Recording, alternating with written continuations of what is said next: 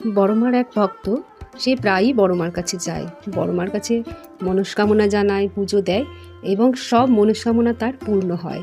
তাই মাকে সে খুব বিশ্বাস করে, মানে। এইভাবে সে বড়মার কাছে একদিন গিয়ে একটা মনস্কামনা জানায় আর তার সাথে সে মানত করে এটা পূর্ণ হয়ে গেলে বড়মাকে সে বস্ত্র দিয়ে পুজো দেবে। বেশ কিছুদিন পর তার এই মনস্কামনাটা পূর্ণ হয়, কিন্তু কিছু কারণে সে বড়মার কাছে গিয়ে ওই মানতটা পূর্ণ করতে পারে না। তার মনের মধ্যে সবসময় সেটা চলতো যে আমি মানত করলাম, মা আমার মনস্কামনা পূর্ণ করলো, কিন্তু আমি গিয়ে পুজো দিতে পারছি না। সবসময় তার মনের মধ্যে এটাই চলছিল, এরকম তো কখনো হয়নি। তারপর সে একদিন হঠাৎ ভোরবেলা স্বপ্ন দেখে, অদ্ভুত সেই স্বপ্ন। সেই স্বপ্নে দেখে ভোরবেলা গঙ্গার ঘাটে নিজে দাঁড়িয়ে আছে, আর গঙ্গার ঘাটে দাঁড়িয়ে দাঁড়িয়ে ভাবছে যে বড়মার কাছে মানত করলাম, কিন্তু এখনও আমি পারলাম না সেই বস্ত্র দিয়ে মাকে পুজো দিতে। তো হঠাৎ করে তখন দেখে